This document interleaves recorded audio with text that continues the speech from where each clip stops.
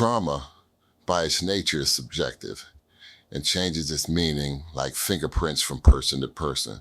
From a wife walking in on a cheating husband to a drunk driver hitting and killing a family of four. Hell, I'd even been in the memory of a plane crash survivor whose entry point of remembrance was 10,000 feet in midair as he was being thrown from an exploding aircraft, which, until now, ranked as my personal most vivid recollection case. But standing in the dank basement within the memory of one Alicia Renee Conroy, this was the first time the client hadn't followed me into their own memory, but something else had. The ghoulish figure that now sat unblinking and leering before me, almost more thing than man, and definitely not the attractive and professionally wealthy young lady who contracted us for an extremely exorbitant fee. And as it stood there with his hand on the handle of the small door embedded in the wall in front of us, he, or it, seemed to read my mind as he spoke. Yes, today is my birthday, and you've been invited to the celebration. I take it the monetary compensation was sufficient. Your presence and service here will be the greatest gift we've ever received. You look so surprised, but appearance is as subjective as trauma and as malleable as memory itself. How the world sees you often it isn't how we see ourselves, especially in that part of us no one will ever see but us. Mirrors don't show reflections, they show perceptions. We're all born somewhere, and this was my delivery room. And as his emaciated hand turned the rusty knob of the door, it opened in front of us.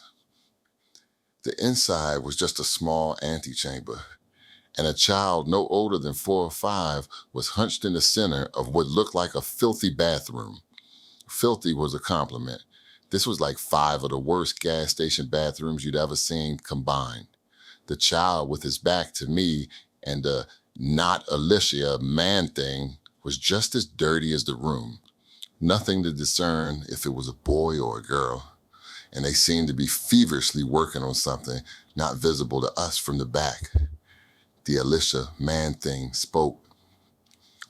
We had been here 3 days. She left us. This was the longest. How kind of her to leave us with a toilet. You know, the water in there is always cold. But this time, the water was all we had until. And at that point, the child turned, oblivious to our presence, and took the body of an apparently dead rat from its mouth. Dirty face and lips stained with the blood, chin strewn with the visceral intestines, the child placed it down as they ran to the toilet, lifted the seat, and after angling to put their head over the rim, began to drink the water in the commode. And this was the day I was born, right here, right now. He quietly closed the door, and we were now again in that dank basement. Alicia never properly named me, but I like our name as it is. We like everything as it is. Which brings us to your job.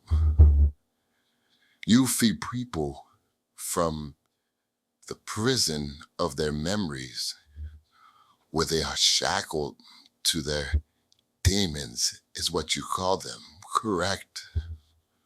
Well, that works in both directions. We want you to free us of her. Still in a state of shock, all I could say was,